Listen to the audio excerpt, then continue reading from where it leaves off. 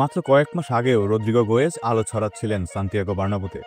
গোল, assist, জাদুকরী football, ভবিষ্যতের তারকা হিসেবে ধরা হচ্ছিল তাকে। তিনি ছিলেন 2021-22 সিজনের রিয়ালের 14তম চ্যাম্পিয়ন্স লিগ জয়ের পেছনের মূল নায়ক।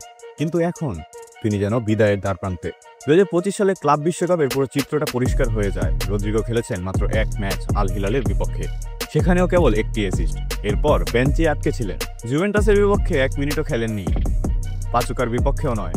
আর পিএসজির কাছে যখন রিয়াল 4-0 গোলে লজ্জাজনকভাবে হারে, রদ্রিগো তখনও বেঞ্চে। জাভি আলোনসো স্পষ্ট করে দিয়েছেন পারফরমেন্সই মুখ্য, আর এই মুহূর্তে রদ্রিগো সেটা দেখাতে পারছেন না। শেষবার গোল, তাও সেটা ফেব্রুয়ারিতে। তারপর থেকে 15 ম্যাচে একটিও গোল নেই, করতে পেরেছেন মাত্র 2টি অ্যাসিস্ট। অথচ শীতকালে তিনি ছিলেন দারুণ ফর্মে, 11 ম্যাচে 10 গোল, 4টি অ্যাসিস্ট। হঠাৎ কি হলো?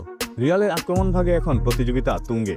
এমবাপ্পে সদ্য এসেছেন, বেলিংহাম প্রজন্মের সেরা প্রতিভা, গনজালো গার্সিয়া দুর্দান্ত খেলছেন, ব্রাহিম দিয়াজ নিয়মিত খেলছেন, এমনকি 17 বছর বয়সী ফ্রাঙ্কো মাস্তান্তুয়ানোকেও দেখা যাচ্ছে স্কোয়াডে। এই দলে রদ্রিগোর জায়গা কোথায়? রদ্রিগো এখন সিরিয়াসলি ভাবছেন ক্লাব ছাড়ার কথা, কারণ তিনি আর চাচ্ছেন না বসে থাকতে।